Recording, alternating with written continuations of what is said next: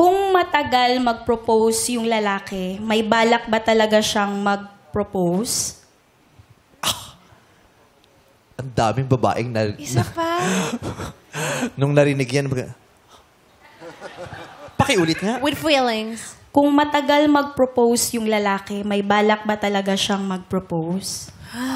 Kasi di ba maraming 11 years, babae yung nag-iisip, tapos nag-iintay. Di ba? Tapos yung, may inaantay ba ako? O Iaasahan ba? hanggang ito lang. Nilulu ba ito? Oo, yung gano'n. Simulan natin kay Kim, number 2. Wala po. Kasi para sa akin, parang... Wala siyang balak mag-propose. Yes po.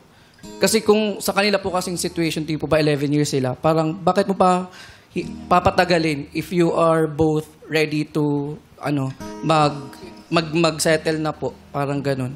Parang 5 years is enough na magkaroon kayo ng karelasyon na tumagal ng 5 years. Dapat parang may plano na kayo doon, committed to each other, and ready to settle down. Parang ganun po yung sa akin. Proposal lang to, hindi wedding itself, Iba yung proposal may sa long wedding. engagement din Oo, kasi. pwede ka naman mag-propose after 5 years, pero ang wedding nyo sa 10th year nyo pa, yung ganun pag ganun din. nag-ipon kayo. So, Gary, number Para 3. sa akin meron. Siguro nagpaplano lang siya ng matagal para maging pulido yung pagpo-propose niya. Maging maayos. So, pwedeng meron pa Meron. din. Naku, naguluhan na naman yung mga babae. Kasi sabi ni Kim, wala daw. Sabi ni Gary, pwedeng meron. Gerald, Sa akin po meron. Siyempre, unang-una, hindi naman po lahat ng bagay minamadali. Kung talagang mahal mo po yung isang tao, kahit po mag-propose ka, kung 5 years or 4 years, 6 years pa lang po kayo, pwede naman po. Then kung hindi po talaga kayo yung compatible sa isa't isa, pwede naman pong hindi ituloy yung marriage kung talaga nag-cheat po yung isang tao. question. Pwede bang itanong ng mga babae sa lalaki yung, magpo-propose ka ba? Kasi ang tagal ko na May naghihintay. ibang Para at ganun- least alam ko kung may inaantay ako, wala. Merong gano'n. Nag-open sila sa ganong klaseng conversation. Pwede ka rin naman, katulad ko, nag-hint.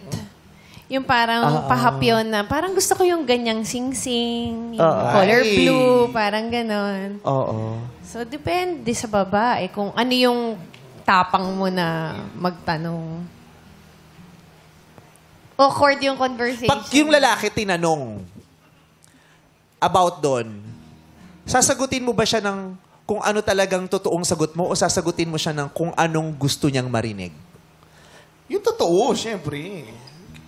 Kunyari, sasabihin mo wala kang balak, sasabihin mo talaga wala Pero kang may balak. balak naman talaga kasi ako eh. Di ba? Paano kung wala kang balak? Sasabihin mo ba sa kanya yun right away na, wala hindi ako Yun lang.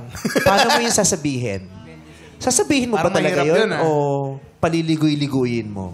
Meron ba talagang lalaking magsasabi? Kasi pag sinabi mong walang balak, parang away na agad yun.